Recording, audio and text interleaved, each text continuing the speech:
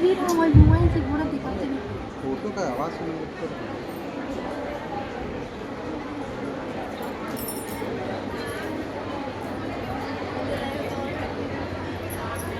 मेरे गुरु महेश्वर शिव को मेरा प्रणाम है।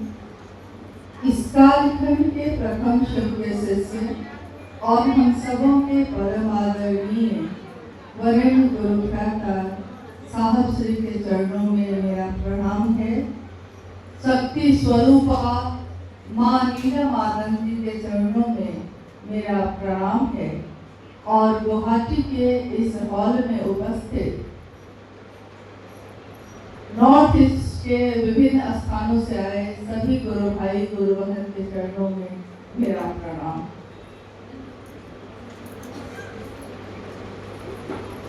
मेरे गुरु महेश्वर शिव की असीम दया से आज गुवाहाटी के इस स्थान पे आप सबसे भेंट हो रही है, आपसे मिलने का मौका मिला है। अपने गुरु के कार्य के कारण मिला है, इसलिए हम सभी शिष्यों का हृदय कृतज्ञ है, ऋणी है कि आज आपके कारण सुदूर क्षेत्रों में भी महादेव की बात फैल रही है। आप में से हम में से बहुत लोग ऐसे होंगे जो बरसों बरस से शिव शिष्य बनकर अपने जीवन को जी रहे हैं। बरसों बरस मतलब कोई 20 साल पहले शिव को गुरु बनाया होगा, कोई 30 साल पहले, कोई 1 साल पहले, कोई कुछ दिन पहले, लेकिन सबने शिव को अपना गुरु बनाया है। संदेश साहब श्री का सुंदर बनाया है। साहब श्री हरिदानंद जी जो इस कालखंड के प्रथम शिव के शिष्य हैं, इतने दिनों से शिव गुरु कार्य यहाँ चल रहा है क्योंकि कभी जरूरत नहीं पड़ी, सब कोई अच्छे मन से कर रहे थे। तो जहाँ अच्छी तरह हो रहा हो वहाँ बहुत जाने की जरूरत नहीं पड़ती, परंतु आज से 11 वर्ष पूर्व साहब श्री गुवाहाटी के इस स्थान पे आए थे और उनके साथ अनु भैया जो आज यहाँ उपस्थित हैं वो भी आए थे। साथ में कुछ गुरु भाई लोग भी आए थे, जिसमें से आज भी वो गुरु भाई लोग साथ में आए हैं। गुवाहाटी से लौटने के बाद साहब श्री ने कहा कि मैं निश्चिंत हूँ, अच्छे लोग हैं, अच्छा काम चल रहा है, तो जहाँ अच्छा चल रहा हो वहाँ छोड़ देना चाहिए, खुद करने के लिए, खुद चलने के लिए। क्योंकि एक माँ भी अपने बच्चे को उंगली पकड़ कर कुछ दिन तक चलाती है। जब बच्चा छोटा होता है तो माँ की उंगली पकड़ के चलने की कोशिश करता है, गिरता है, फिर माँ उसको सहारा देती है, फिर वो चलता है। एक दिन जब वो बच्चा चलने लगता है तो फिर माँ उसका हाथ छोड़ती है, इसलिए नहीं कि उसने छोड़ दिया है, इसलिए ताकि वो अपने पाँव को मजबूत कर सके, अपने पाँव पे चल सके। इसी तरह साहब श्री ने हम सभी का हाथ पकड़ के चलाया है और थोड़ा थोड़ा छोड़ते भी रहते हैं ताकि हमारे पाँव भी मजबूत हो, हम खुद भी शिव के शिष्य बनकर आगे बढ़ सके, महादेव के काम को बढ़ा सके। पूरे नॉर्थ ईस्ट में महादेव के कार्य की व्याप्ति चल रही है। आप में से कुछ लोग ऐसे होंगे जिन्होंने शरीर में रहते हुए साहब श्री का दर्शन किया है, साहब श्री से मिले हैं। मुझको लगता है कि आज भी वो लोग यहाँ उपस्थित होंगे जो शरीर में साहब श्री के साथ मिले हैं। क्या उसमें से कुछ लोग ऐसे हैं यहाँ? आप में से कोई मिला है? काफी लोग हैं जो मिले हैं। कहते हैं कि जब सूरज को कोई देख लेता है तो सारे तारे छिप जाते हैं आसमान में। जब रात होती है, अंधेरा होता है, छोटे छोटे तारे नजर आते हैं, परंतु सूरज की पहली रोशनी जब जगत में फैलती है, दुनिया में फैलती है, तो उसकी रोशनी, उसका उजाला सारे अंधेरे को दूर कर देता है और सूरज दिखाई देने लगता है। जिसने भी साहब श्री का दर्शन किया है, उसकी अनुभूति ऐसी ही है कि जिसने दर्शन कर लिया, जिसने उनकी बातों को सुन लिया, जिसने उनको जान लिया, उसने शिव को भी जान लिया, क्योंकि वो शिव से जुड़े हुए लोग हैं। इस कालखंड में प्रथम शिव के शिष्य हैं। आज हम सब महादेव की चर्चा कर रहे हैं और लोग खूब इधर से उधर जा रहे हैं, शिव चर्चा की बहुत धूम है, परंतु हमको जानना होगा कि हम किस शिव की बात कर रहे हैं। शिव कौन है? भगवान है, उमा के पति हैं, या कपालिकों के आराध्य हैं, कपालेश्वर है, अघोरी जिसकी पूजा करते हैं वो है, अघोरेश्वर है। हमने जिस शिव को अपना गुरु माना है, ये क्या वही शिव है जो भगवान है, जिनके सारे स्वरूप हैं? आइए हम लोग उस पर बात करते हैं। भगवान शिव की शिष्यता इस कालखंड में, इस सदी में जब शुरू हुई, तो वो शुरू हुई थी शिव के शिष्य साहब श्री फैजानंद जी के द्वारा। सितंबर सन 1974 के नवंबर में साहब श्री ने आरा के गांधी शमशान में शिव को अपना गुरु बनाया था। आज हम लोग 2026 में रह गए हैं।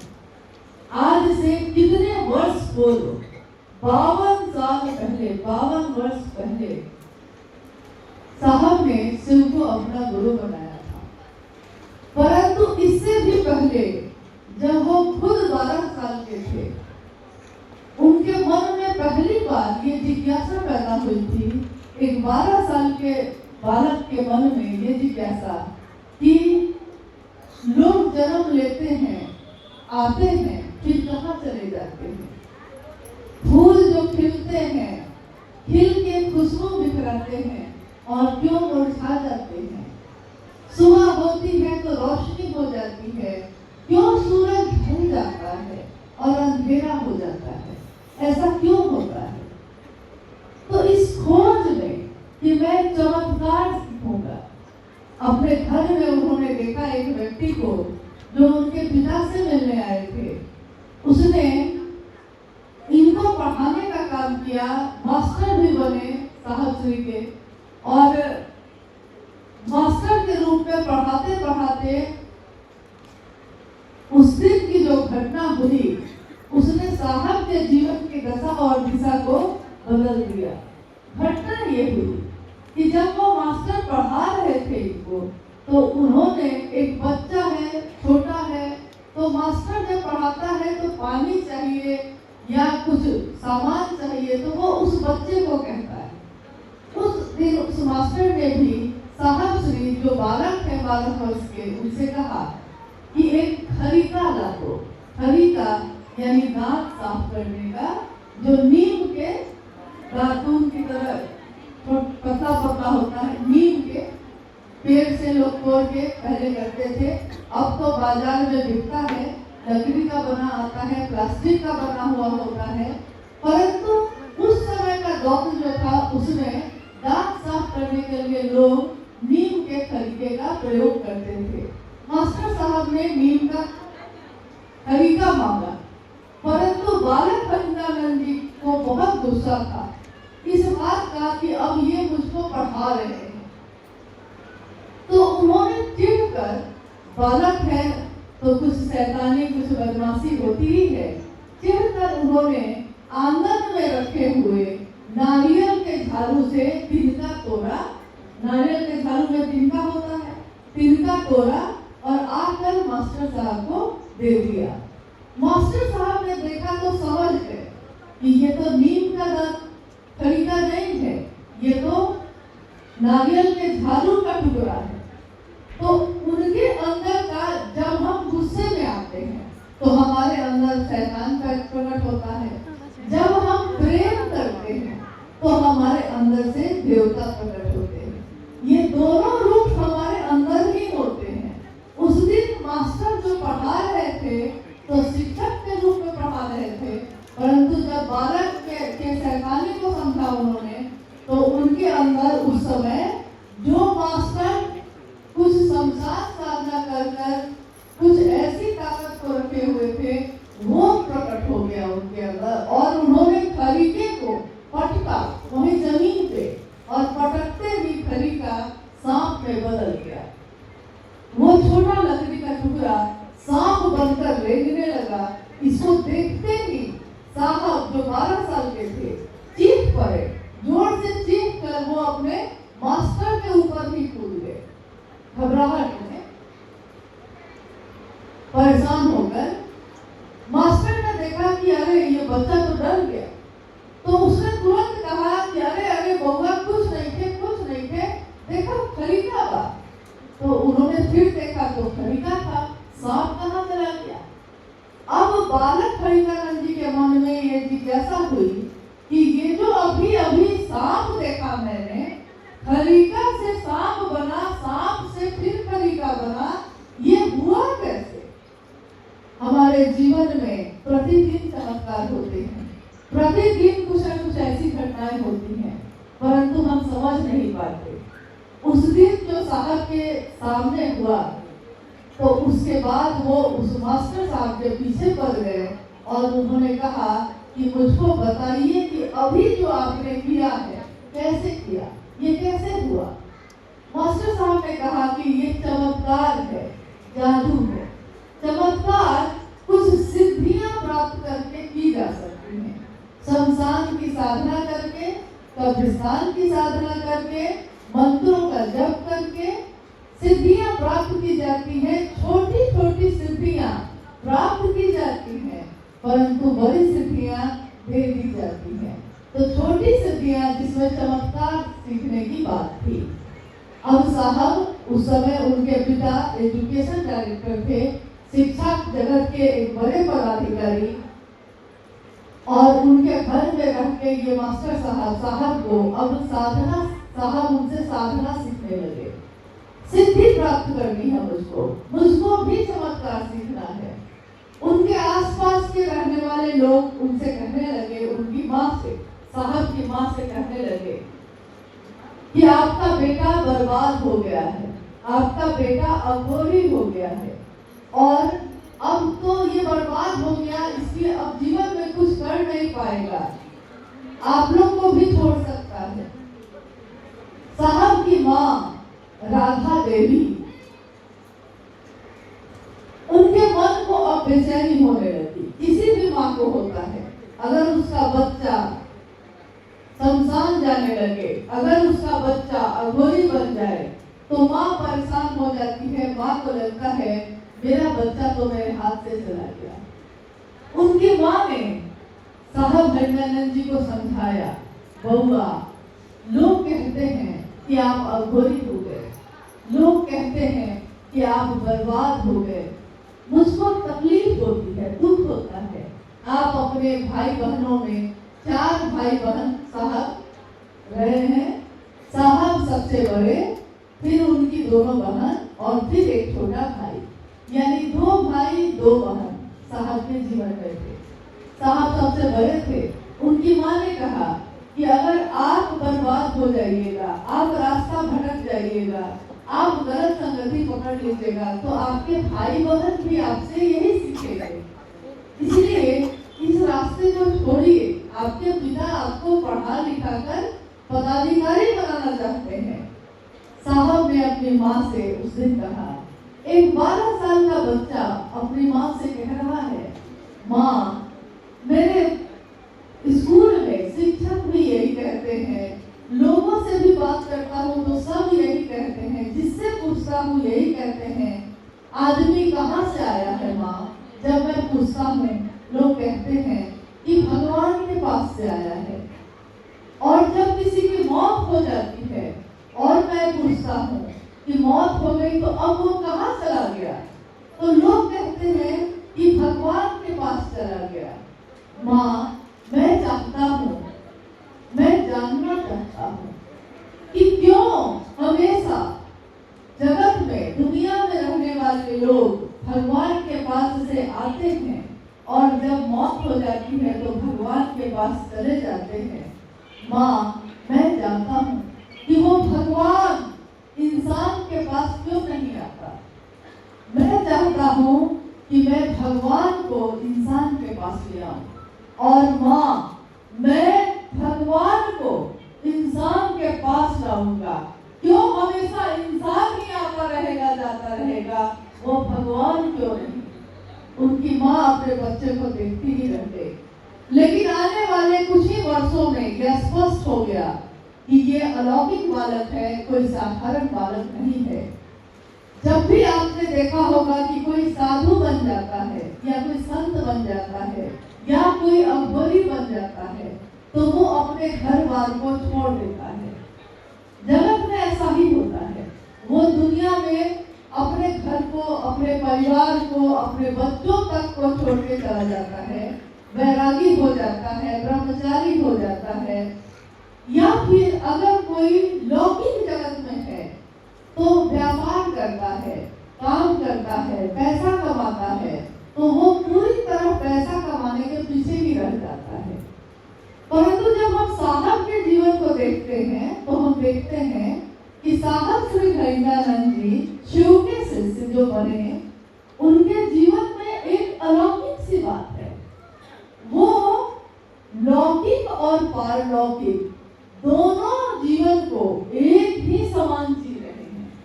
लौकिक जीवन में वो डिप्टी कलेक्टर बने, उन्होंने पूरी पढ़ाई की, जबकि वो शमशान साधना करते थे, जबकि वो कब्रिस्तान साधना कर रहे थे और रात रात भर जगे रहते थे, परंतु दिन में पढ़ाई भी कम करते थे, किसी को पता नहीं चलता था। स्कूल में पढ़ते पढ़ते स्कूल की सारी पढ़ाई खत्म हो गई। मैट्रिक की परीक्षा बहुत अच्छे नंबरों से उत्तीर्ण करके वो इंटर में पहुंचे और इंटर के बाद फिर स्नातक किया उन्होंने। स्नातक करने के बाद उन्होंने लॉ कॉलेज पटना में पढ़ाई की और 3 वर्षों का जो कोर्स होता है ग्रेजुएशन के बाद, स्नातक के बाद लॉ से, कानून से वो पढ़ाई पूरी की। जब वो कानून की पढ़ाई कर रहे थे उसी समय और उनके जीवन में एक साथ पढ़ाई भी चल रही थी, शमशान की साधना भी चल रही थी। 22 मई सन 1972 को मनातूगढ़ की रहने वाली एक राज परिवार की बेटी राजमणि नीलम आनंद के साथ उनका विवाह हुआ। कोई अगर दिन रात शमशानी बन गया हो तो वो विवाह क्यों करेगा? परंतु साहब ने कहा कि मुझको पता था कि गृहस्थ आश्रम कभी भी साधना में बाधक नहीं बनता। अगर आपका सहयात्री, अगर आपका जीवन साथी आपके अनुकूल हो जाए, दोनों की मानसिक स्थिति एक हो जाए, तो गृहस्थ आश्रम आपके लिए बाधक नहीं, सहायक होता है। जब साहब और दीदी का विवाह हुआ तो साहब ने पाया कि दीदी नीलम आनंद, जिनको हम कहते हैं, वो साहब के इन सारी चीजों के साथ उनकी साथी बन गए और साहब को रास्ता भी बताने लगी कि हाँ, आपका ये जो रास्ता आपने पकड़ा है इसकी कहीं न कहीं मंजिल होगी। सन 1974 अपने विवाह के 2 वर्ष के बाद सन 1974 के आधी रात में आरा के गांधी शमशान में साहब श्री के मन में यह बात उठी। जब उन्होंने अपने पिछले 14 वर्षों से जो साधना कर रहे थे, 14 वर्षों की साधना, आस्था अगर गहरी हो, विश्वास अगर अधिक हो, तो व्यक्ति के लिए घंटे और दिन महत्व नहीं रखते। 14 वर्ष तक लगातार शमशान साधना करने वाले साहब ने उस दिन आधी रात में ये सोचा कि मुझको क्या हासिल हुआ, आप खाली के खाली ही हैं और जीवन का 14 वर्ष मैंने बर्बाद कर दिया। 14 वर्ष बर्बाद हो गए और आज मैं बैठ के सोचता हूँ कि मैंने कितने लोगों को अपना गुरु बनाया, शरीरधारी गुरुओं को अपना गुरु बनाया, कुछ भी हासिल नहीं हुआ। अचानक एक घटना उस समय घटती है, अलौकिक घटनाएं अचानक ही होती हैं, कुछ चंद क्षण में होती हैं, घटित हो जाती हैं। उनके मन में एक शोक गूंजा। वो बैठे हैं आधी रात में अकेले शमशान में और उनके मन में एक श्लोक, जो हम लोग अक्सर पूजा पाठ में या गुरु की वंदना में अक्सर उस श्लोक को पढ़ते हैं। गुरु ब्रह्मा गुरु विष्णु गुरु देवो महेश्वर गुरु साक्षात पर ब्रह्म तस्मै श्री गुरुवे नमः। ये श्लोक हम लोग हमेशा पढ़ते हैं। जब भी पूजा कोई होती है उसमें ये श्लोक जरूर पढ़ा जाता है। गुरु कौन है? गुरु वो होते हैं जिनमें ब्रह्मांडी शक्ति है, यानी कि उत्पत्ति करने की शक्ति, पैदा करने की ताकत, हमारे मन को, हमारे तन को जो पैदा कर सकता हो वो गुरु होता है। और गुरु में इसीलिए ब्रह्मा की शक्ति यानी ब्रह्मांडी शक्ति कहा गया कि गुरु में होती है। गुरु में वैष्णवी शक्ति होती है। वैष्णवी शक्ति यानी विष्णु की शक्ति। विष्णु की शक्ति क्या है? जीवन को चलाने की शक्ति, जीवन को चलाने की ताकत, जिसके कारण ये पूरा संसार चलायमान है। तो वैष्णवी शक्ति भी होती है और गुरु में रुद्राणी शक्ति भी होती है। रुद्राणी यानी शिव का एक रूप है, रुद्र का रूप। रुद्र के रूप में वो जीवन का लय करते हैं, ब्रह्मांडी रूप में पैदा करते हैं, वैष्णवी रूप में रखते हैं और रुद्राणी रूप में लय होता है। आगे कहा गया है कि यहाँ तक कि वो परम ब्रह्म होते हैं। अब पर ब्रह्म किसको कहा गया? पर ब्रह्म कहा गया उस परम सत्ता को, उस परम ताकत को जिससे अंश है हम और आप, छोटे छोटे अंश, जिसकी ताकत से हमारा जीवन चलता है। जब किसी वही ऊर्जा, वही ताकत जब किसी मनुष्य में उतरती है तो मनुष्यात्मा कहा जाता है। जब किसी जीव में उतरती है जीवात्मा कहा जाता है। और जब फलीभूत होती है, जहाँ अक्षय स्रोत है वहाँ होती है, जहाँ से सारी चीजें मिश्रित होती हैं वहाँ होती है, तो उसी ताकत को, उसी ऊर्जा को, उसी घनीभूत शक्ति को पर ब्रह्म कहते हैं, परमात्मा कहते हैं। परमात्मा, आपने गौर किया होगा कि संसार में देवी और देवताओं की गिनती नहीं हो सकती, इतने हैं। अक्सर लोग कहते हैं कि 33 करोड़ हैं, गिनती नहीं हो सकती, इतने देवी देवता हैं, बड़े से बड़े, मध्यम श्रेणी के भी और न्यून से न्यून शक्तियां हैं, न्यून से न्यून देवी देवता हैं। जैसे न्यून से न्यून कैसी शक्तियां? हमारे गांव में आपने देखा होगा, अक्सर लोगों के गांव में कुल देवता होते हैं या फिर देवी की पिंडी होती है। तो देवी की पिंडी मिट्टी से बस पिंडी बना हुआ है, उसका कोई आकार नहीं है, परंतु वो शक्ति का स्वरूप है। तो बड़ी से बड़ी और छोटी से छोटी बहुत सारी शक्तियां हैं। यहाँ गुवाहाटी में जहाँ हम लोग बैठे हैं, माँ कामाख्या का धाम है ये, और माँ कामाख्या का ये धाम असम का क्षेत्र पूरा जो है शक्ति का क्षेत्र है। शक्ति तंत्र का क्षेत्र होती है। तंत्र का मतलब होता है ओझा गुनी नहीं, तंत्र का मतलब होता है प्रेम और समर्पण। जहाँ प्रेम हो और जहाँ झुकने की क्रिया आती हो, झुक जाना है, अपने आप को समर्पित करना है, साष्टांग उसमें नीचे झुककर अपने आप को अर्पित करने की विधा है।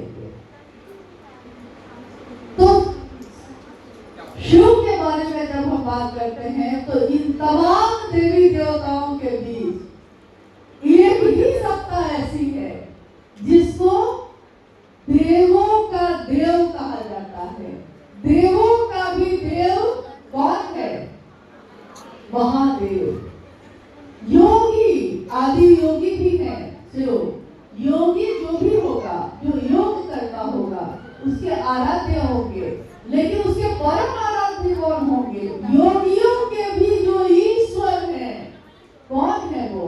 त्रिलोकेश्वर। जो शमशान की साधना करते हैं, जो कब्रिस्तान की साधना करते हैं, जो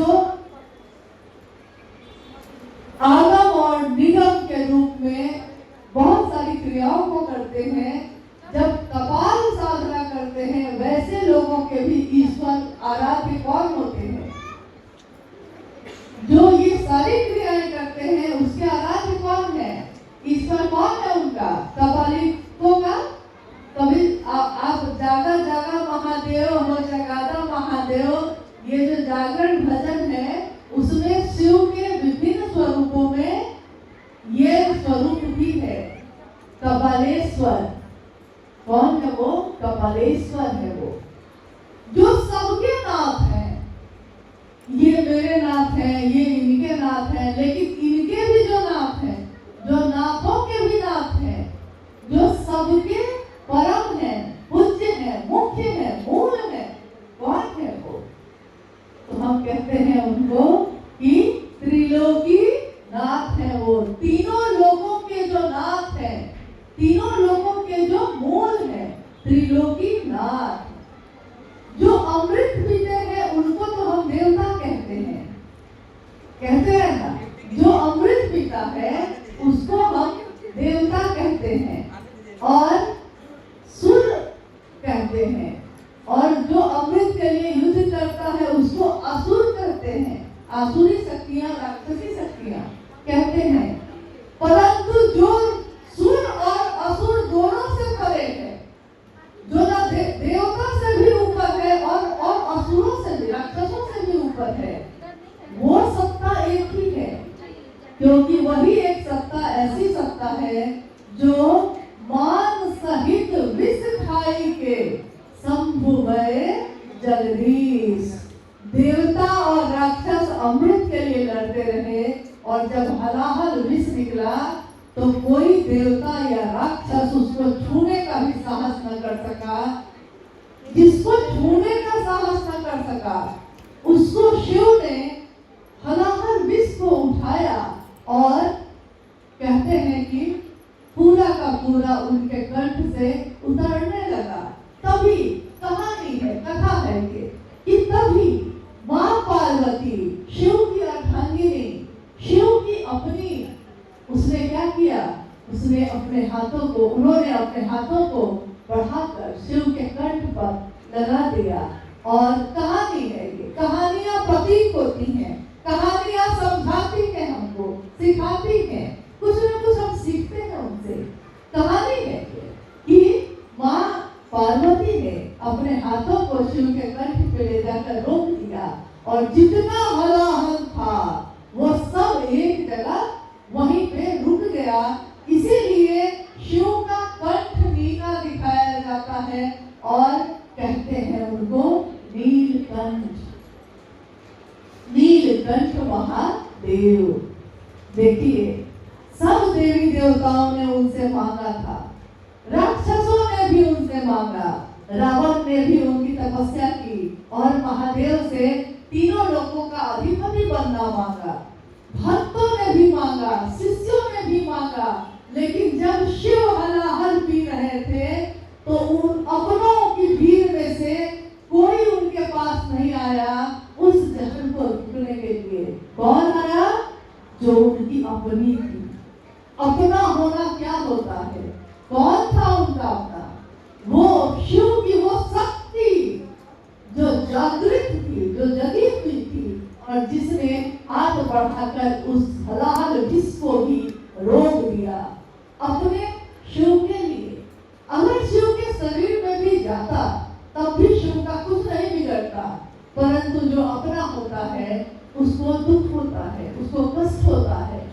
उसी तरह जब जब महादेव के काम में कोई बाधा आती है, जब कोई इसमें कुविचार डालता है, जब कोई अपनी कुत्सित मंशा डालता है, जब जब उसकी आसुरी शक्तियां पैदा होती हैं, जब जब महिष बनकर वो सर उठाता है, तो शिव की शक्तियां जाकर उसका मर्दन भी करती हैं। इसलिए महादेव के काम को, महादेव का नाम लेकर जिसने भी शिव को अपना गुरु बनाया है, उनको उनको शिव पे कलंक लगाने का काम नहीं करना चाहिए, नहीं तो आप असम का ये पूरा क्षेत्र माँ कामाख्या की गोद में ही बैठा है। और माँ कामाख्या ये जो ताकत है, ये जो शक्ति है, ये शिव की है। संसार जब पैदा भी नहीं हुआ था, सारी शक्तियां जब सोई थी और शिव ने सोचा था, इतना ही बार सोचा था, एको हम बहुश्याम, मैं एक हूँ, मैं एक शिव, अपनी तमाम समस्त शक्तियों के साथ सोया है। शिव जगे हैं, शक्तियां सोई हैं, सुसुप्तावस्था में हैं, और जैसे ही शिव सोचते हैं एको हम बहुश्याम, मैं एक हूँ अनेक हो जाऊं, ये सृष्टि बनने लगती है, ये दुनिया बनने लगती है। और दुनिया बनते बनते आकाश बनता है, हवा बनती है, अग्नि बनती है, जल बनता है और पृथ्वी बनती है।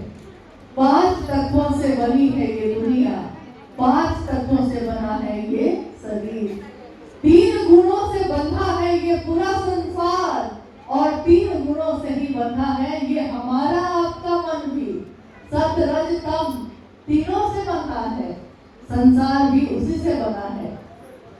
जिसकी इच्छा से ऐसी ऐसी दुनिया पैदा होती है, रहती है और लय होता है, उस शिव की इच्छा का प्रतिफल है हम और आप।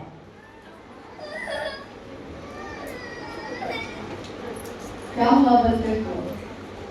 अरे वो सोया हुआ है।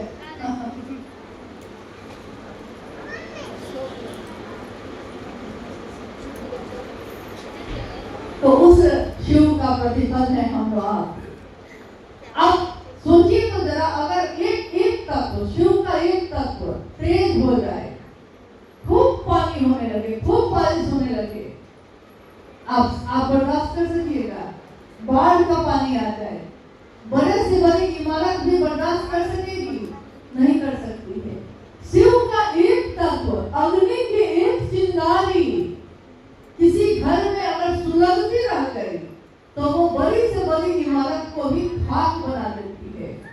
आसमान की बिजली, एक बिजली अगर कहीं गिर गई तो उस स्थान पे राख का ढेर बन जाता है, चाहे वो पेड़ हो, चाहे वो इंसान हो, चाहे वो चट्टान हो, तो राख बन जाता है। और हम और आप में ताकत ही क्या है? हमारे आपके इच्छा में बल ही क्या है? परंतु हमने शिव को अपना गुरु बना लिया, उस शिव को जिसके ऊपर और कुछ भी नहीं है। स्वयंभू, ये भी शिव का एक नाम है, स्वयंभू, इसीलिए शिव को शंभू भी कहा जाता है। तो जो स्वयं पैदा हुआ हो और जिसके कारण तमाम कायनात है, सब पैदा हुए हैं, उसकी ताकत में कितना बल होगा, उनमें कितना बल होगा।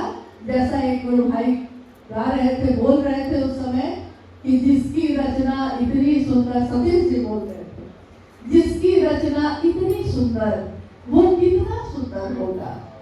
सोचिए तो कल्पना की जा सकती है। जिसका संसार इतना सुंदर है वो शिव कितना सुंदर होगा। इसलिए एकमात्र शिव के लिए कहा गया है सत्यम शिवम सुंदरम। सत्य, जिसका सत्य कभी नहीं बदलता और जिसकी सुंदरता भी कभी नहीं बदलती, सत्य जो शिव है, सुंदर जो शिव है, जिसका कभी क्षय नहीं होता, जिसमें कभी कुछ घटता नहीं है, कुछ बढ़ता नहीं है, जो सत्य है सो है। हमारी आपकी सत्यता बदलती है। कैसे बदलती है हमारी आपकी सत्यता? आज शिव मेरे प्रिय हैं, आज साहब मेरे प्रिय हैं, कोई कहता है। और साहब इस धरती पे जो आए तो उन्होंने शिव का संदेश दिया सबको, सबके अपने बन के रहे। उनसे ज्यादा मित्र, उनसे बड़ा शुभचिंतक हमारा दुनिया में कोई नहीं। परंतु साहब ने दिल खोल कर सबको शिव दिया। शिव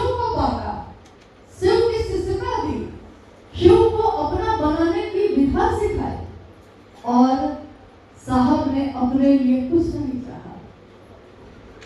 क्योंकि ये संसार है, क्योंकि ये धरती है, तो धरती पे घर को चलाने के लिए एक व्यवस्था दी जाती है। क्या हमारा आपका घर है तो क्या हम लोग सड़क पे रहते हैं? नहीं, किराए पे रहें या अपना घर बना के रहें, लेकिन छत के नीचे ही रहते हैं। कहीं ना कहीं तो छत चाहिए। एक घर में मान लीजिए एक पिता ने एक घर बनाया और अपने सभी बच्चों के लिए उसमें जगह बना दी, सभी बच्चों के लिए।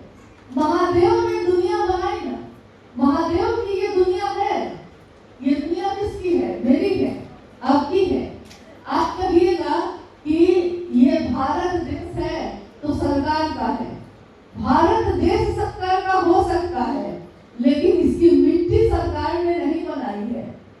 यहाँ जो आग पैदा होती है वो किसी आदमी ने नहीं बनाया है। हवाएं मेरे आपके कारण नहीं चलती हैं। आकाश में बादल उमड़ते हैं और बरस जाते हैं, मेरी इच्छा से नहीं हो पाएंगे। तो धरती पे कहीं भी अगर कुछ होता है तो उसमें शिव की इच्छा है। तो ये पूरी दुनिया किसकी है? शिव की। किसकी दुनिया में हम आप रहते हैं? शिव की। और हम इस बड़ी सी दुनिया जो शिव की है, इसमें हम सब ने अपना छोटा छोटा घर बनाया है। छोटे छोटे घर है हमारे और उस घर में हम रहते हैं। साहब भैरवानंद जी ने कहा कि शिव की दुनिया में आप रहते हैं, आपकी दुनिया में वो शिव क्यों नहीं रहता? मतलब पिता से ले लिया सब कुछ, और जब पिता की परवाह करने की बारी आई तो हम बेटा नहीं, हम संतान नहीं आपके। सबका नाम लेते हैं हम, किसका नाम नहीं लेते। हर बारे में बात करते हैं, परंतु शिव की बात नहीं करते, उनका नाम नहीं लेते। हम अपनों की बात करते हैं, दुश्मनों की बात करते हैं। जिसको चाहते हैं उससे मिलते हैं, जिससे नहीं चाहते मतलब होता है तो उससे भी मिलते हैं। मगर वो शिव कहता है कि हमेशा मतलब से ही मिलते हो। कभी मिलने के लिए भी तो मिला करो, मिलने के लिए आए हैं इसके लिए भी तो आया करो। क्या हमेशा मतलब के लिए ही मिलोगे? और संसार में जितने भी लोग आए सबने शिव से चाहा, शिव से चाहा, शिव से मांगा। यहाँ तक कि कोई विचारों में जुड़ा तब भी, कोई भाव में जुड़ा तब भी उसने शिव से मांगा, कोई प्रेम में हुआ तब भी मांगा, और जब कोई भक्त बना तब भी मांगा। जैसा उदाहरण आता है रावण का कि रावण शिव का भक्त था। दधि जी शिव के शिष्य थे, मच्छिंद्रनाथ शिव के शिष्य हुए, तो शिव के शिष्य भी हुए, शिव के भक्त भी हुए। मगर कहीं न कहीं कुछ न कुछ एक चीज उसको पकड़े हुए है। कोई न कोई एक बंधन है, कोई न कोई एक चाहत है, कोई न कोई एक कामना है। लेकिन इस कालखंड में जिन साहब की बात हम आप कर रहे हैं, सुबह से ये चर्चा हो रही है और अब अपने समापन की ओर है, कुछ ही देर में खत्म हो जाएगी। लेकिन जिस शिव की बात हम कर रहे हैं, जिस साहब भैरवानंद जी की बात हम कर रहे हैं, साहब भैरवानंद जी ने शिव से क्या चाहा, क्या मांगा? क्या साहब भैरवानंद जी ने शिव से तीनों लोगों की संपत्ति मांगी? मांगी? किसी ने सुना है ऐसा? क्या उन्होंने सम्मान मांगा? क्या उन्होंने सुविधा मांगी? उन्होंने कहा मैंने शिव के लिए शिव को चाहा है, मैंने शिव से कुछ नहीं चाहा है। और मैं चाहता हूं कि आप भी ऐसे ही बने, आप भी शिव को चाहें। शिव से चाहने वाले लोग हुए, परंतु शिव का शिष्य भी अगर शिव से ही चाहेगा, शिव को नहीं चाहेगा, तो शिव का शिष्य आप हुए। शिव का शिष्य अगर अपने जीवन में कोई भी काम करेगा तो वो अपने गुरु के लिए करेगा, अपने शिव के लिए करेगा, अपने शिव की स्थापना के लिए करेगा, वो अपनी स्थापना नहीं चाहेगा। तो आज महादेव का नाम लेकर जो भी शिव के शिष्य शिव चर्चा कर रहे हैं, शिव से दया मांग रहे हैं या शिव को प्रणाम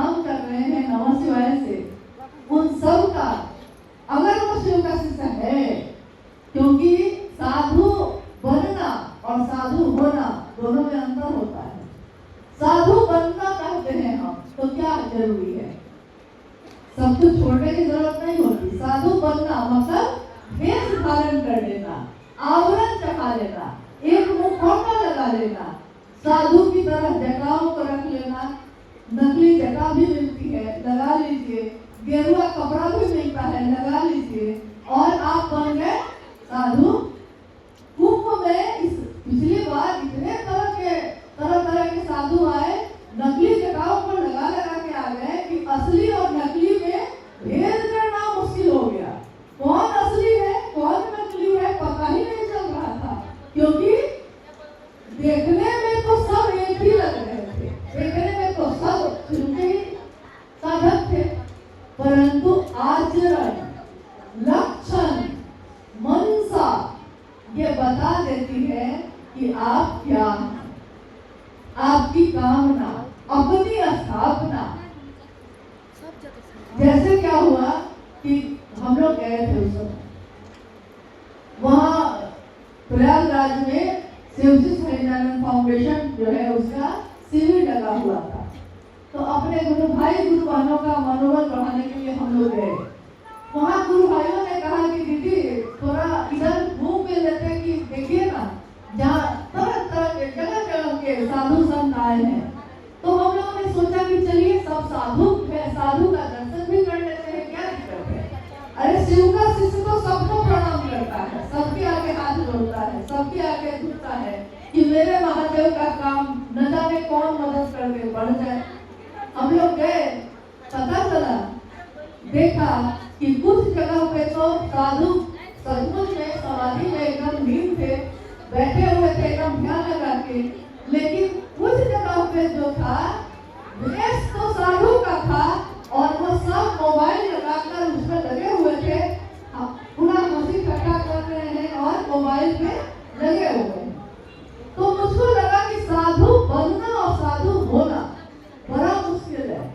साधु होना यानी कि वेश से कोई साधु नहीं होता, वेश से कोई पैंट शर्ट भी पहन के साधु बन सकता है, मन उसका साधु होता है। इसी तरह किसी का मन शिव का शिष्य होगा।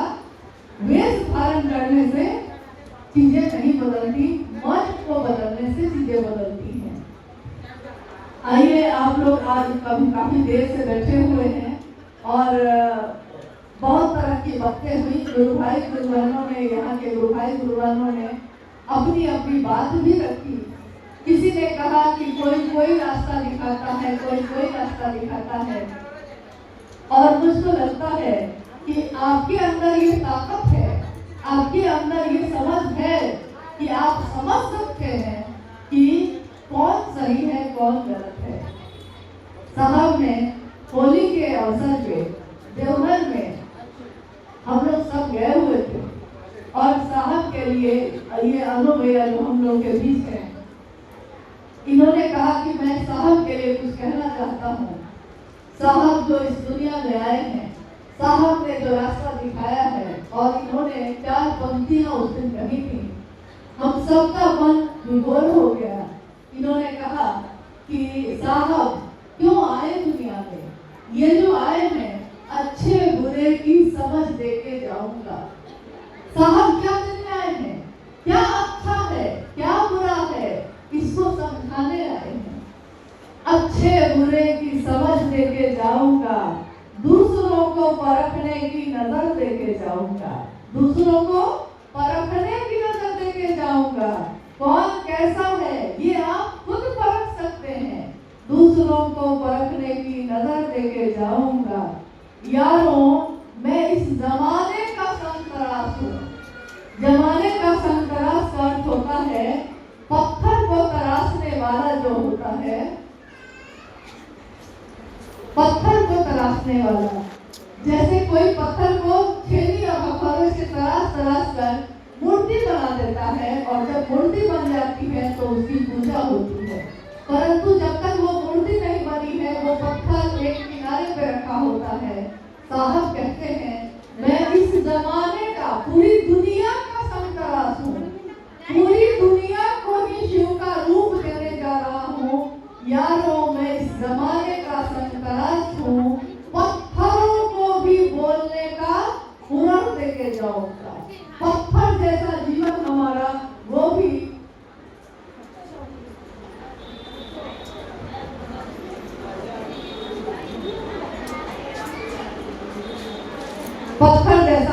जीवन भी बोलता है। हम शिव की बात करते हैं, हमें ये ताकत नहीं थी, हमें ये सामर्थ्य नहीं था, हम महादेव की बात करेंगे, हम महादेव के शिष्य बनेंगे।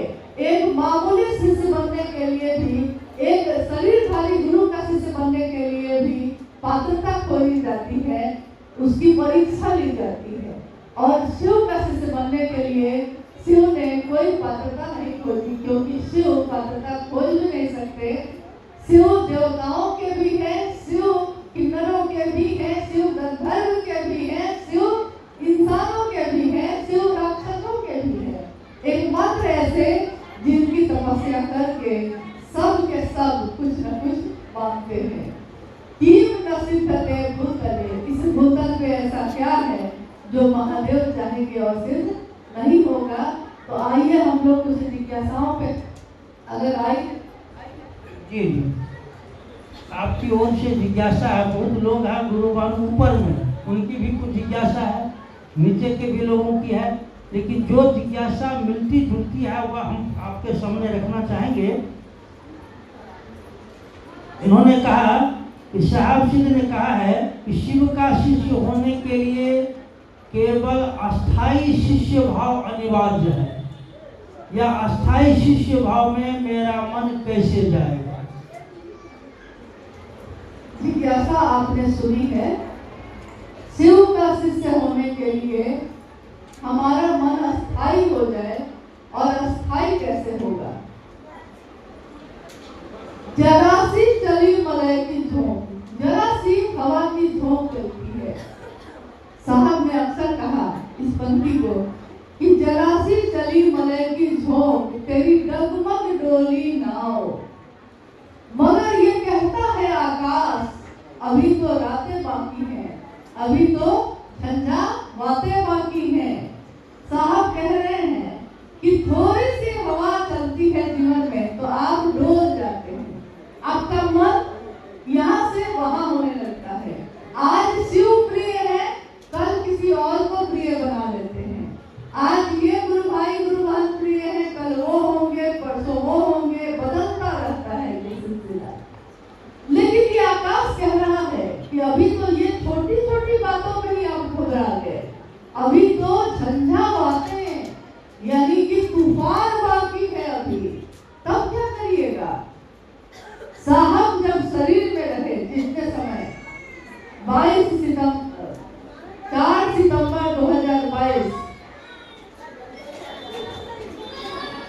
अरे गुरु बहन लोगों से मेरा आग्रह है कि थोड़ी देर की ही बात है और जगह नहीं है, कृपया आप जबरदस्ती अंदर मत बैठिए, जगह नहीं है ना। जहाँ है वहीं खड़े होकर भी बात सुनी जा सकती है।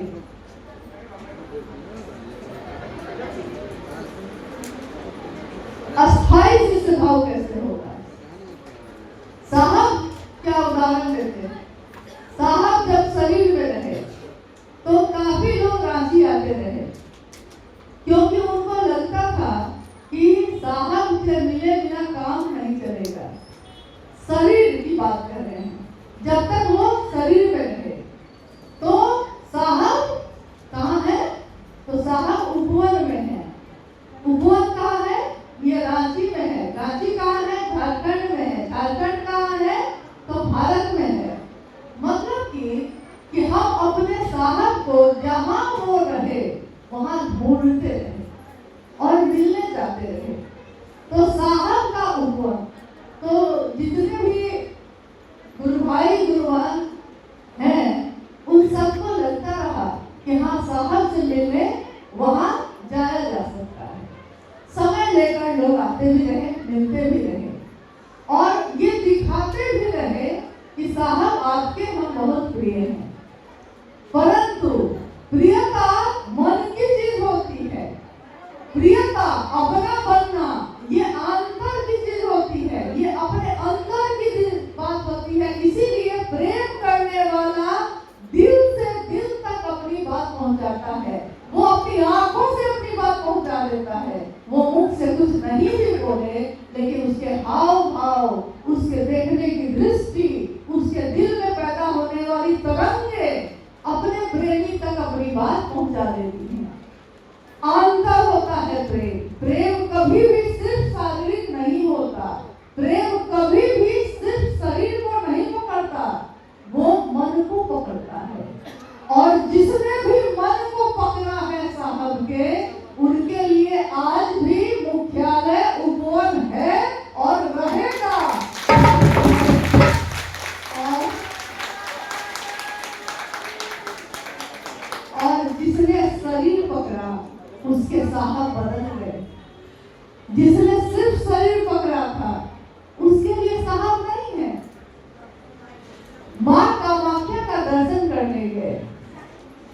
क्या क्या था वहां? सबने कहा, जितने भी लोग मिले सबने कहा कि जैसे ही वहां पहुंचते हैं अजीब सी ऊर्जा का क्षेत्र है वो, गन गन गन गन करता हुआ जैसे कुछ वहां नाच रहा हो, जैसे मन को छूता हो, जैसे शरीर सुन्न पड़ जाता हो। क्या माँ कामाख्या शरीर में दिख रही है? नहीं, आपका मन उस ऊर्जा को अनुभव करता है। ठीक वैसे ही शिव के शिष्य, शिव के लोग, स्वयं शिव को भी हमारा मन ही उनसे अपना जुड़ाव करता है। शिव भी होंगे तो मेरा मन ही उनको अपना गुरु बनाएगा, और मन जिसको बना लेता है अपना, फिर पूरी दुनिया एक तरफ हो जाती है और वो बदलता नहीं है। इश्क कभी बदलता नहीं है। इश्क है ये, चढ़ के सूली पे मंसूर बोला। चढ़ के एक राजा का, बादशाह का साम्राज्य था, और वो बादशाह कहता था कि मैं ही खुदा हूँ, मेरी ही इबादत करो, मेरे प्रति ही अपनी कृतज्ञता दो। और एक मंसूर था, फकीर था, मस्त मौला था, खुदा के ध्यान में रहता था। उसने कहा कि नहीं, बादशाह तो इंसान है, शरीर से चला जाएगा, लेकिन खुदा तो खुदा है। तो बादशाह ने सूली की सजा दी उसको। इसीलिए ये पंक्ति बनी उस समय कि चढ़ के सूली पर मंसूर बोला, इश्क है ये, तमाशा नहीं है। ये इश्क है, बदलता नहीं है। जब किसी से हो जाए, चाहे खुदा से हो जाए, ईश्वर से हो जाए, इंसान से हो जाए, पशु से हो जाए, जिससे हो जाता है बस हो जाता है, फिर बदलने जैसा यहाँ कुछ नहीं है। वापस लौटने का ये रास्ता नहीं है, ये आगे बढ़ने का रास्ता है, और प्रेम में डूबने का रास्ता है। प्रेम में डूबा जाता है। प्रेम कभी भी संतुष्ट नहीं होता, प्रेम कभी भी रुकता नहीं है। वो ये नहीं कहता कि हाँ भाई, हम तुमसे बहुत मिल लिए और तुमसे मेरा मन अब भर गया, अब तुम जाओ भाई, अब हम दूसरे की तरफ जाएंगे। प्रेम का मन कभी नहीं भरता। आपके जीवन में भी आपने किसी से तो प्रेम किया होगा, किसी से किया होगा, शिव से किया होगा तो सबसे सुंदर बात है, क्योंकि शिव हमेशा साथ देते हैं। लेकिन जगत में लोग साथ छोड़ जाते हैं, बदल सकते हैं। शिव से किया होगा तब भी आपने अनुभूति की होगी, और अगर किसी इंसान से किया होगा तब भी किया होगा अनुभूति कि मन कभी भरता नहीं। पास आओ कि बैठो कि तुम्हें देखता रहूं, कि मेरा जीव भरता नहीं है तुमको देखकर। पूरी रात बीत गई है बात करते करते, लेकिन मन भरा नहीं है बात करके। अभी लगता है कि प्यास अभी और बाकी है। इसीलिए प्रेम का कोई तल नहीं होता।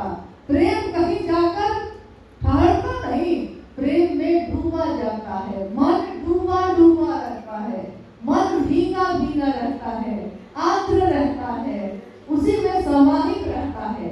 इसीलिए साहब श्री ने कहा कि मैं शिव का शिष्य हरिंद्रानंद अपने गुरु शिव से साष्टांग ये प्रार्थना करता हूँ कि हम सभी का मन शिव की दया की अतल गहराइयों में समाहित होता ही रहे, डूबता ही रहे। मैं शिव का शिष्य हरिंद्रानंद। वो किसी के पिता भी थे, वो किसी के पति भी रहे, किसी के भाई भी रहे, परंतु उन्होंने जब भी कहा शिव की बात की तो उन्होंने स्पष्ट कहा मैं शिव का शिष्य हरिंद्रानंद, और ये भी कहा कि मैं निवेदन करता हूँ, मैं शिव का शिष्य हूँ। मतलब सोच लीजिए, शिव की ताकत सोच लीजिए, शिव का अवसर सोच लीजिए, शिव तत्व क्या है ये सोच लीजिए, और उस शिव के शिष्य की ताकत भी सोच लीजिए। मेरी आपकी बात पे कुछ लोग चलते हैं, लेकिन उनकी बात पे करोड़ों लोग चलते हैं। तो जिसकी बात में इतनी ताकत हो कि करोड़ों लोगों के जीवन की दशा और दिशा बदल दी उन्होंने, उस साहब के ताकत की कल्पना हम आप नहीं कर सकते। तो उन्होंने कहा कि मैं शिव का शिष्य हरिंद्रानंद निवेदन करता हूँ, निवेदन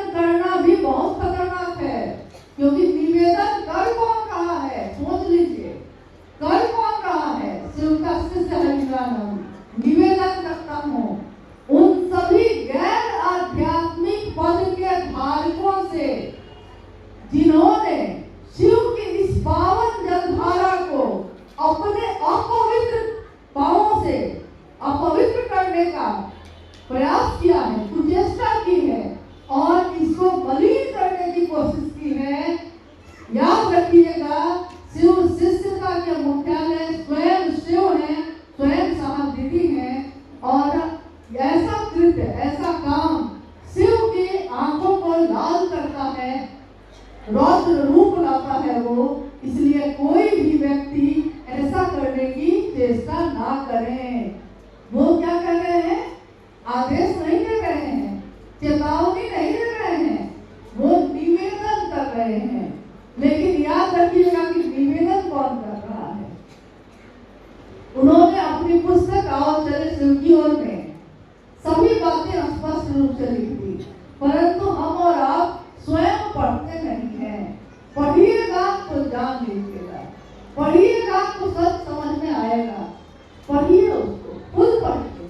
दूसरों पर पढ़े हुए से आपका हमारा काम नहीं चलेगा, क्योंकि दूसरा जब पढ़ के सुनाता है तो वो उसमें से एक पंक्ति पढ़कर आपको सुना देता है और कहता है कि देखिए देखिए साहब ने क्या लिखा। कभी इस बात पे मत रहिएगा, हमेशा पूरी बात को पढ़िए।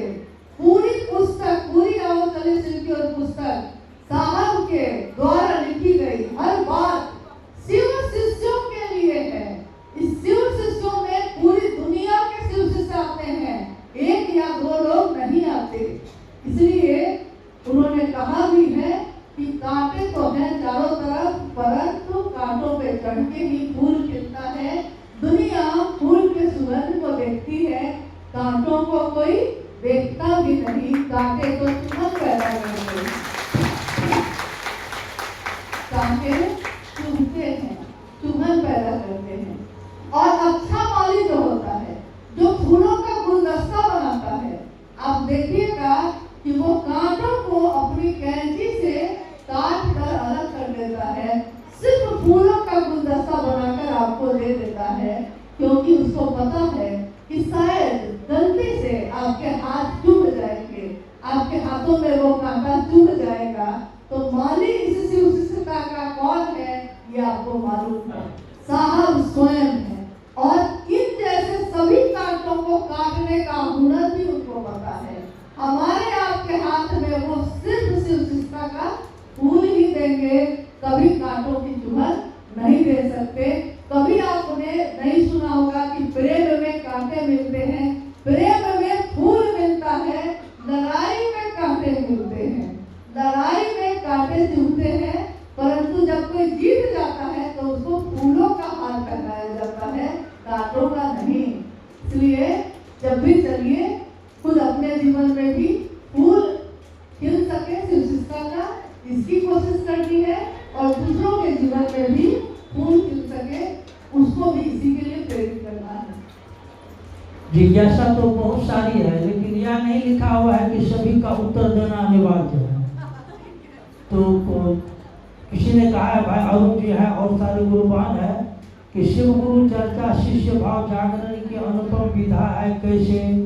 किसी ने कहा है कि जो लोग साहब और महादेव के आदेश के अनुकूल नहीं चलते हैं, उनके साथ रहना चाहिए या उनके साथ कैसा व्यवहार करना चाहिए। कहते हैं कि सबसे सुंदर बात यही होती है कि जब ऐसा कोई वाकया हो, ऐसी कोई घटना हो जाए, जब आपको लगे कि कोई ऐसा है जो साहब के अनुकूल नहीं चलता है, तो दिया चित्त से उतार, चित्त से उतार देना ही सबसे बड़ी बात होती है। चित्त से उतार दीजिए। चित्त में एक ही जगह है, महादेव नहीं बैठ सकते हैं। हर आदमी को हम लोग दिल नहीं दे सकते, हर आदमी से मोहब्बत नहीं की जा सकती। सबसे मिलने पे जो औपचारिकता है, परंपरा है, वो निभाई जा सकती है। प्रेम से भोजन कराया जा सकता है, किसी को चाय पिलाई जा सकती है, कोई आ गया आपके दरवाजे तो बैठा के बात कर लीजिए, कोई बात नहीं। मगर ये याद रखिएगा कि शिव शिष्यता का रास्ता एक ही है जो साहब श्री ने बनाया है, और उसी रास्ते पे सारे शिव शिष्य शिष्यों को चलना है, ये भी उन्होंने कहा है। शिव शिष्यता का राजमार्ग है ये, और मंजिल है भगवान शिव स्वयं। तो उस राजमार्ग पे चलने वाले लोग अगर घायल होंगे, देखिए स्पष्ट बात है, आप में से कभी सावन में कांवड़ लेकर कभी आप गए हैं? जब शिवजी से वाली तो नहीं गई, लेकिन पहले बचपन में तो मैं गई हूँ कभी कभी। कांवड़ में जल लेकर सावन के महीने में लोग जाते हैं, नदी से पानी लेकर मंदिर में शिवलिंग पे चढ़ाने के लिए। आप लोग में से कभी कोई गया है? कभी नहीं? अच्छा, धीरे धीरे उठी करना। नहीं, कोई बात नहीं। मान लीजिए मैंने इसलिए पूछा आपसे कि जैसे मान लीजिए कि कोई मंजिल बनी हुई है, तो मंजिल उस दिन हाथ में जल है, संकल्प है, मंजिल भगवान शिव पे जल चढ़ाना है, यही है ना? रास्ता बना हुआ है कांवड़ चलने वाले लोगों का। जब मैं छोटी थी तो मैं अपने माता पिता के साथ गई हूँ 3 बार, जो झारखंड में देवघर मंदिर है वहाँ। मैंने रास्ते में देखा कि कोई चलते चलते, पैदल रास्ता है ना, कोई चलते चलते घायल हो गया है, उसके अंगूठे का नाखून उतर गया।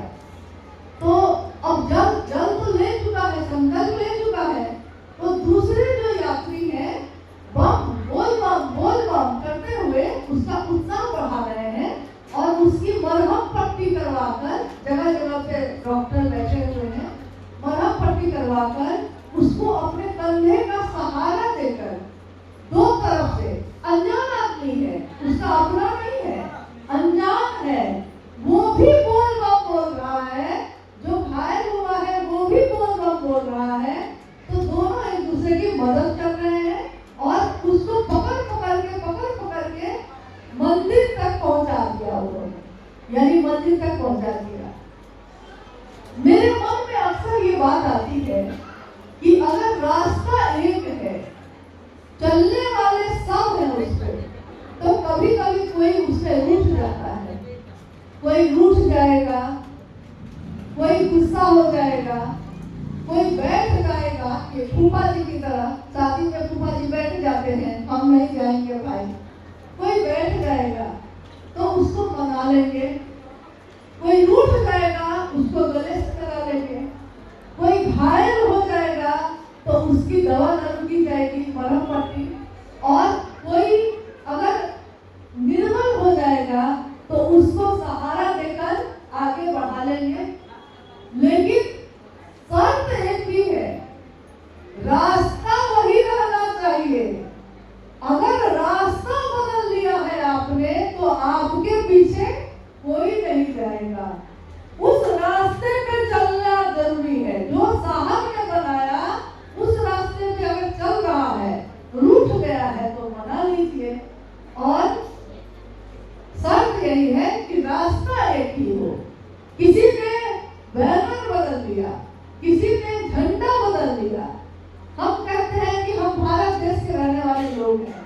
अभी गुरुवान लोग को देखे कि जो कार्यकर्ता गुरुवान लोग हैं, बड़ा अच्छा लगा, राष्ट्र भावना एकदम हम लोग की आगे बढ़ गई कि सबने तिरंगा का रंग का की साड़ियाँ पहनी है, बड़ा अच्छा लग रहा है, बढ़िया है। और आप याद रखिए कि पूरा देश है, भारत देश है, इसमें अलग अलग जाति, धर्म, वर्ण के लोग रहते हैं। कोई अलग राज्य में रहता है, किसी की वेशभूषा अलग है, खान पान अलग है, भाषा अलग है, मन अलग है, हर चीज अलग अलग है, लेकिन भाई देश तो एक ही है, झंडा तो एक ही है। कि झंडा भी बदल लिया आपने, कोई झंडा नहीं बदलता। तो साहब ने जो बनाया सभी शिव शिष्यों के लिए, उन्होंने स्थापना की, एक संस्था की 2007 में, शिवशिष्य परिवार, और 2008 में उन्होंने वैश्विक शिवशिष्य परिवार और शिवशिष्य परिवार फाउंडेशन, इसकी स्थापना की। क्यों स्थापना की? क्योंकि कानूनी दिक्कत होने लगी, भीड़ बढ़ने लगी, लोग अब कार्यक्रम करना है तो परमिशन नहीं मिल रहा है, तो जब तक आप रजिस्टर्ड नहीं होइएगा तब तक आपको परमिशन सरकार नहीं देती है। इसके लिए स्थापना की और साहब जी ने कहा कि ये सभी शिव शिष्यों के लिए है। ये जो मैंने बनाया है मैंने शिव को दिया, तो किसके लिए दिया? सबके लिए दिया। मैंने 3 सूत्र दिए, किसके लिए दिए? क्या यहाँ बैठे 4 आदमी के लिए दिए हैं और बाकी लोगों के लिए नहीं दिया है? सबके लिए दिया है। तो उन्होंने जो भी चीजें बनाई उन्होंने सबके लिए दिया है। अभी घोषणा हो रही थी नाम की घोषणा के साथ हम लोग जागा जागा महादेव कह रहे थे। जागा जागा महादेव जो हम कह रहे हैं, ये बात कहाँ से आई ये पता किया आपने कभी? लेकिन चलिए, साहब के द्वारा दी गई, सबके लिए दी गई कि कुछ लोगों के लिए दी गई? सबके लिए दी गई। कोई भी चीज साहब ने जो दिया है वो सबके लिए दिया है। तो हमको झंडा बदलने की जरूरत नहीं थी, हमको बैनर बदलने की जरूरत नहीं है, हमको साहब दीदी की तस्वीर हटाने की जरूरत नहीं है। साहब और दीदी हमारे दिल में है, महादेव भी हमारे दिल में है, तो महादेव की भी तस्वीर मत लगाइए। महादेव की तस्वीर लग गई है और साहब दीदी की हट गई। इसीलिए आनंद भैया ने कहा कि साहब ने जो कहानी बार बार कही तो उनका उद्देश्य क्या था? ये जो उन्होंने बार बार कहा कि अघोरी ने कहा कि रे अपने शिव को छोड़ मेरे शिव को दे।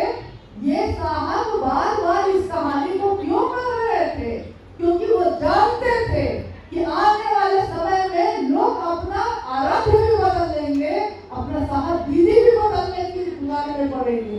इसलिए उन्होंने कहा हमेशा मेरे शिव को देखोगे तो अस्थाई शिष्य भाव भी रहेगा और दुनिया भी शिव में रहेगी, रास्ता भी एक ही रहेगा, कभी रास्ता नहीं बदलेगा।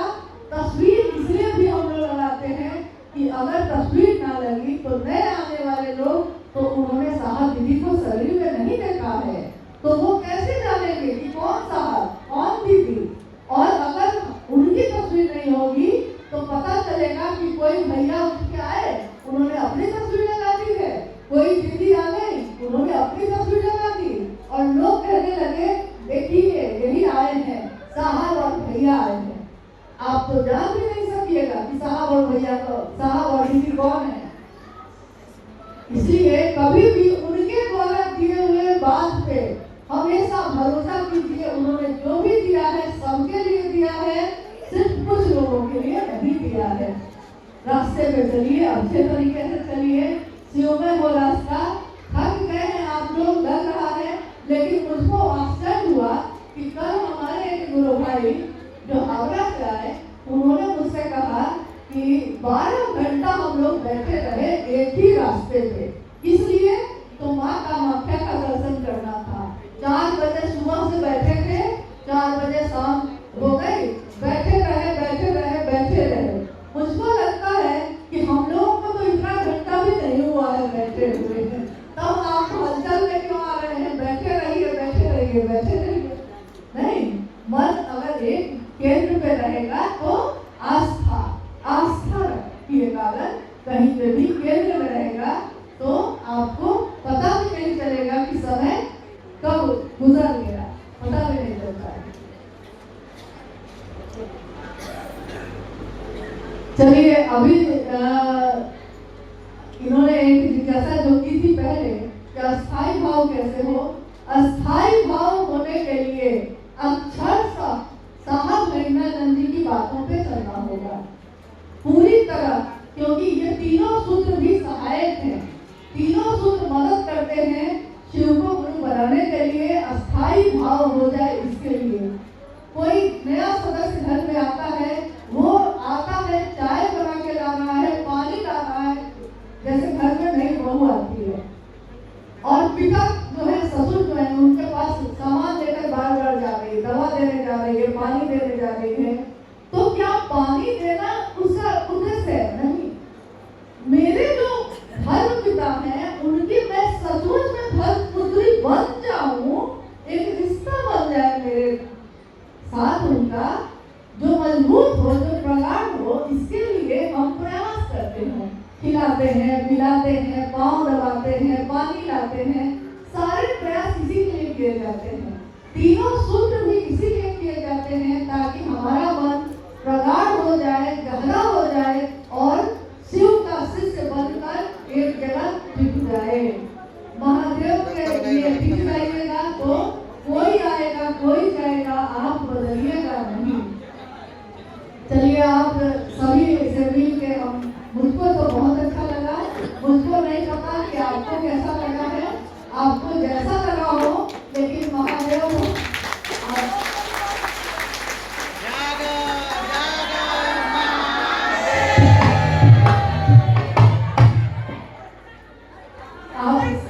आप सभी गुरु भाई गुरुवार के चरणों में प्रणाम है। और अभी हम लोग थोड़ी देर आपके पास 5 मिनट अभी बैठे रहिएगा, क्योंकि आपसे तो हम लोग रूबरू होते रहे, परंतु ऊपर वाले हॉल में जो गुरु भाई गुरुवार में काफी देर से उन लोगों से हम लोग मिल नहीं पाए हैं, तो हम लोग थोड़ा उन लोगों से भी मिलते हुए निकलते हैं। तब तक के लिए आप जहाँ हैं वहीं थोड़ी देर बैठे रहिए। आपसे निवेदन है कृपया बैठे, ऊपर में हजारों की संख्या में गुरुवार है, भैया की एक बार जाए तो उनसे मिलेंगे। और मैं निवेदन करूँगा बहन रागिनी जी से, बहन रागिनी जी 2 शब्द बात करेंगी।